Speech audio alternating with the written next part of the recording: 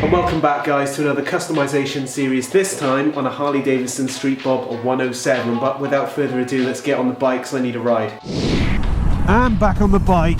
So as I mentioned, guys, this is the start of the Street Bob customization series. This will be done with the guys at Shaw Speed and Custom. So Speed and Custom are the customization part of Shaw Harley Davidson. The guys behind that are pretty good at what they do. So in terms of this project, Neil Sefton will be leading. If you're watching this, then you know who I am.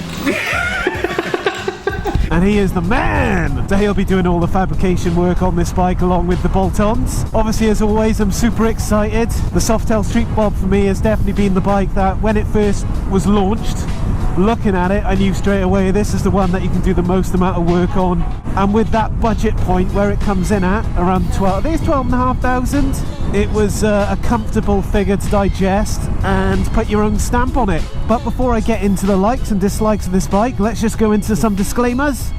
So for those that are new to my channel, welcome. My name is Motonewbrider, aka Mark, and I'm the brand ambassador for Shaw Harley Davidson. In terms of the disclaimers, I just need to point out that this channel comes with full integrity. There is no influencing.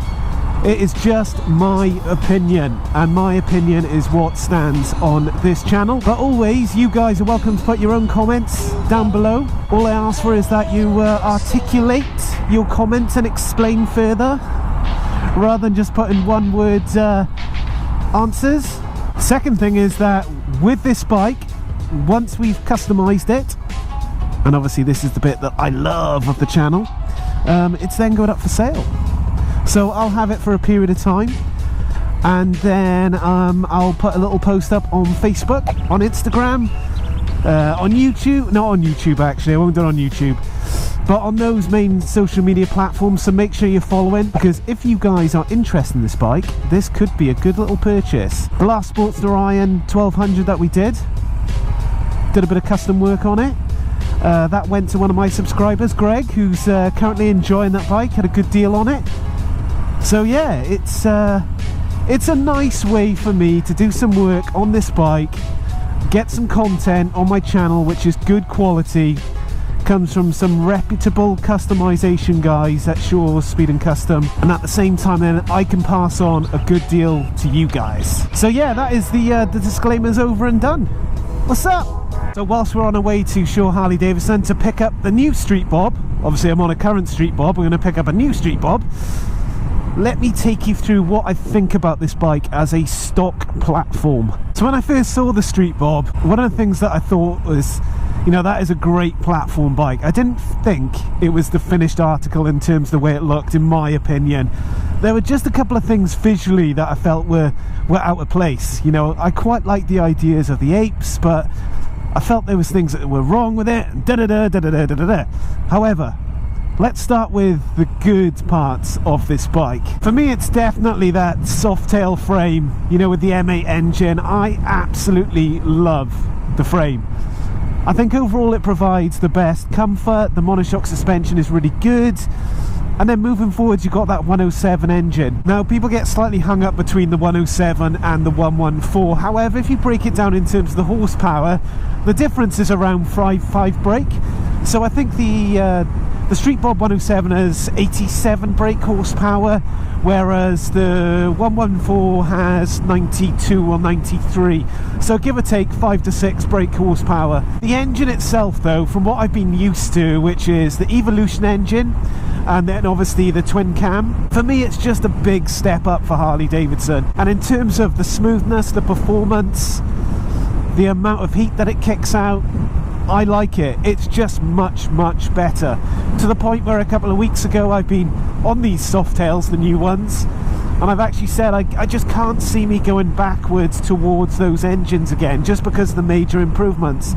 But it's just my opinion, as always. Cruising around on these roads, you know, the comfort level is just so good on the Softail. In terms of vibrations through the handlebars, there's just absolutely nothing, if minimal. And at some point you're going to be on the motorways. And what I love about the Street Bob is that you can hit 70 miles an hour and you're just toddling on at 2,600 RPM, and it just doesn't feel like the thing is screaming for its life.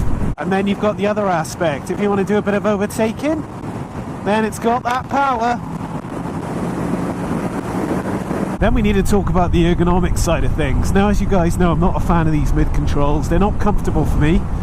So what I've done is, in the circumstance of being on the motorway for a long period of time, is that I've shuffled my heel just to the end of those mid controls, which makes it, I'm going to use the term, bearable, not comfortable. And then coupled with then the handling of this bike, it's just a great bike to buzz about on. And actually, I can vouch for the handling on this bike, because when the Softails first dropped in the UK, I was invited up to Oxford to go and see Harley Davidson UK and try out these bikes in a nice countryside environment. And I took a Softail street bob out, and give or take, between human error and other factors, I had a bit of a tank slapsy. And honestly guys, it scared the crap out of me. But what I was able to do in that situation with this bike and the way that it was built, and obviously with my riding style, in a bit of a panicky situation I can relax. I was able to come out of a tank slapsy unscathed. So yeah, overall the manoeuvrability and the way you can throw it about, I can personally vouch for. In terms of what I don't like about this bike, I did have a bit of a list, but I'm going to break it down this way. And the reason why I like to ride Harley Davidsons is because the way it feels, the way I feel on the bike and how comfortable it is and blah blah blah. And straight away, the first thing, mid controls on this bike is such a no-no. I don't understand why they thought these mid controls would be such a great idea. I'm 5'9" and I just feel like my knee is in my stomach. It's not a nice riding position at all.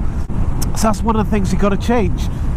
But then that's another issue, because Harley Davidson have not yet brought out forward controls for this bike. So the guys at Speed and Custom have worked out a way how to put forward controls on, and that's one of the things we're doing. The other thing as well is, due to the ergonomics, the way the seat positioning is and the mid controls, I'm sliding down the bike, so that I'm even more scrunched up, and it's just not great. I think in terms of the styling, I know people compare this to the Dyna a lot and how different it is, but it's actually okay. I think there's certain things I want to do to the rear fender, so look out for that.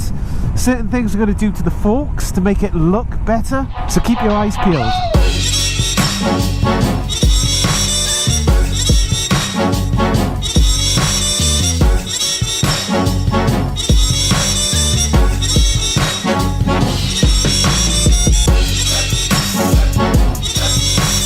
So just got the new street bob, and now it's with the detailing guy, so Adrian's going to take care of it and whip off some of those orange reflectors.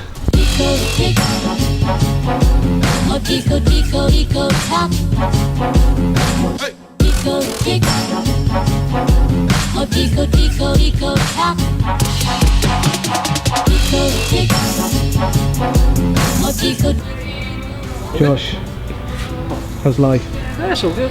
You alright? Yeah, of course I am. I just got forgotten in your last video. Here's a cuckoo in my car.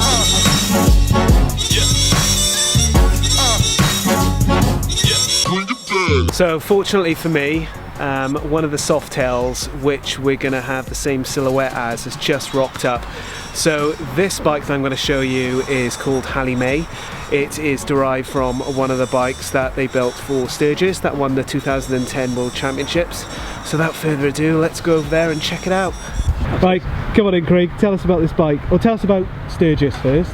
So in 2010 we built a custom twin cam Harley, which went to Sturgis and won the modified Harley class for the world, the AMD World Championships. And then off the back of that we've created a number of replicas over the period, over the last few years, all different styles, all unique in their own way. And then last year we built the Edge for the Battle of the Kings. So we built the Edge last year, and then we've done a few similar builds to the Edge, this being one of them, and this one is a bit of a nod to the Strike True 2 that won the World Championships. Right. So we're fortunate to have the owner.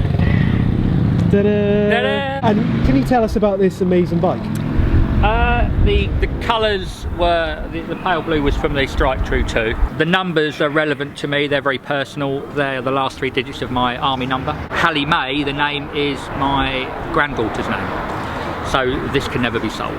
the seats are something that Neil made up done it all in-house. It's solid mounted, got some nice seat cover to cover all the electrics. We had it all hand carved by a company up north. The rear fender, again, something that Neil has fabricated in-house. It sits nice and low onto the tyre because it's rigid mounted onto the swing arm, so it moves with the travel of the swinging arm. The exhaust system, again, was something that Neil made in-house, welded it all up himself, but we do use the Vance & Hines Competition Series 2-into-1 muffler. It's become a bit of a signature pipe for us.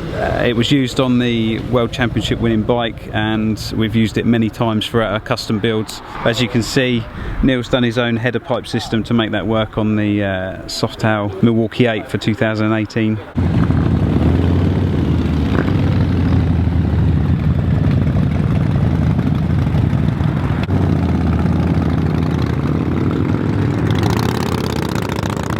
So just getting on the bike, and this bike has done 12 miles in total. Woo woo! It is a new one. Come on, Sandy. You can do it. Live wire. Then back in the day, before the new Softail range was out, when they did the customs on a Softail, they would go for the cheapest option at the time, which was a Softail Slim, which was around 15,000 quid. But now with the new Softails that have come out, you can now start your customization platform on this, which is 12.5k or 12.2, I think. So much better option. See you later, Josh. You're on YouTube. But I'm just really excited to see what we can do with this bike. Got a good idea now, what I've shown you guys. So we'll probably follow the same silhouette as Strike True 2, which I mentioned earlier won the 2010 Sturgis. But I want to bring it in at a more reasonable budget range. And as I said, this bike will then be up for sale. I'm going to wrap up the vlog now, guys. Today is all about getting you guys excited about what we can turn this bike into. So if you're interested in following this journey, or actually if you're interested in the bike, just make sure that you hit that subscribe button, hit that bell notification so you're made aware of the vlogs that I drop. As always, guys, thanks for all the support. Take care, all the best. Motonewbrider.